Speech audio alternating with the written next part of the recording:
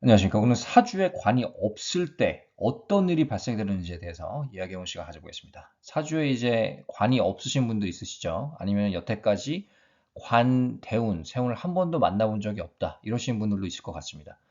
도대체 관이란 거는 어떤 역할을 하고 나한테 어떤 영향을 주는지 한번 구체적인 분석을 통해서 알아본 시간 가져보겠습니다.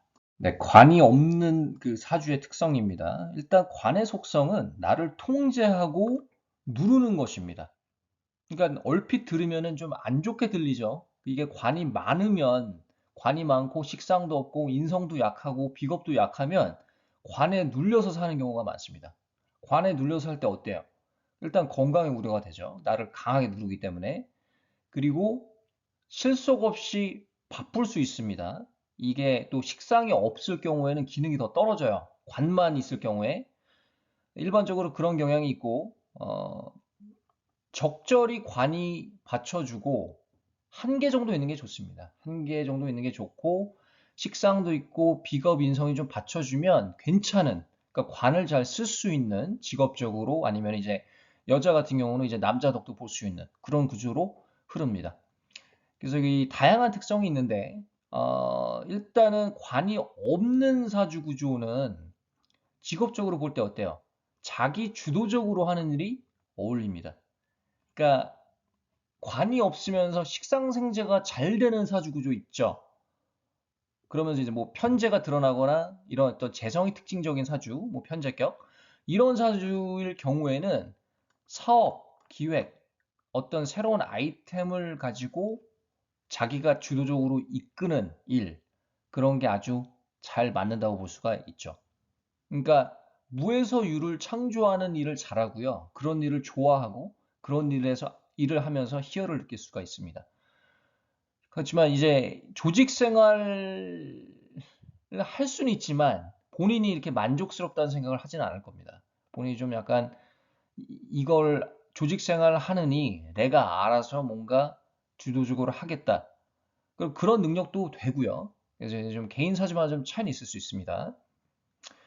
그 관이 없는 거를 뭐 자유로운 영혼이다라고 이렇게 해석을 하시는 분들이 있는데 그건 조금 성급한 해석이라고 볼 수가 있겠습니다. 왜 그러냐면 그 근거는 뭐냐면 대세운에서 관을 만나면 자기 통제력이 생겨요.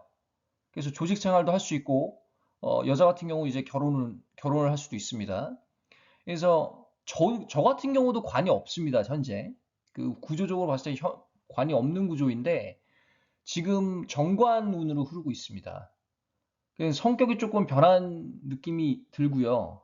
그 제가 이제 직업을 제 일을 대하는 자세도 조금 다르고 마음가짐이 조금 새롭더라고요.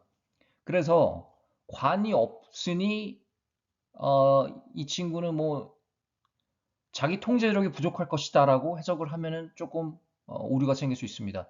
그리고 어떤 글자에 해당되는지도 우리가 살펴볼 필요가 있어요. 그 십성만 볼 게 아니라 어떤 글자로 이루어진 어떤 팔자냐, 사주냐를 우리가 볼 필요가 있겠습니다. 그 여자한테 관은 남자잖아요. 직업도 되지만 남녀한테는 직업도 되지만 그 남자 운에 해당이 됩니다. 결혼 운에 직접적인 영향이겠죠. 관이 없는 여자분 같은 경우는 저는 이렇게 얘기를 해요. 처음부터 이제 반드시 궁합을 보고 결혼해라. 자기 사주의 격국에 맞는 사람, 자기와 궁합이 맞는 사람과 결혼하라고 하거든요. 그걸 확인하기 위해서는 그 상대방의 사주를 알아야 될 필요가 있겠고, 궁합을 반드시 볼 필요가 있겠습니다. 그리고 이제 언제 결혼을 할 수가 있냐면, 관이 없는 경우, 관운이 들어올 때, 뭐 편관이든 정관이든, 결혼운이 그 관운이 들어올 때 강하게 들어옵니다. 그랬을 때 남자를 만날 수가 있고, 그 관이 없다고 좀 남자 덕이 없는 거 아니냐? 그럴 수도 있지만 어떤 사람, 어떤 궁합을 가지고 이제 매칭하냐에 따라서 그 결과는 달라질 수 있어요. 그래서 궁합을 보는 것이 아주 중요하다는 것입니다. 그 아까도 말씀드렸지만 대운에서 관을 만나면 일단은 자가 통제력이 생깁니다. 그래서 내가 좀 절제력이 생기고 내가 이런 좀 잘못된 것을 하지 않아야 되겠다라는 마음이 앞서기 때문에 자가 통제력이 생기면서 어때요? 더불어서 조직 생활도 할 수 있다는 겁니다. 그래서 관이 없으니 조직 생활을 못 한다라고 단정 지으면 안 된다라는 거예요. 대세운의 흐름에 따라 다를 수 있다는 겁니다. 그리고 이 처음에도 말씀드렸지만 이 식상생재가 잘 되는 구조 있어요. 근데 여기서 제다신약을 조금 제외를 하겠습니다. 제다신약 구조는 특히 이제 식상이 없는 제다신약 구조, 군비쟁제, 군겁쟁제도 될 수 있지만 이런 경우 재성에 대한 어떤 그 취득이 아주 약할 수가 있습니다.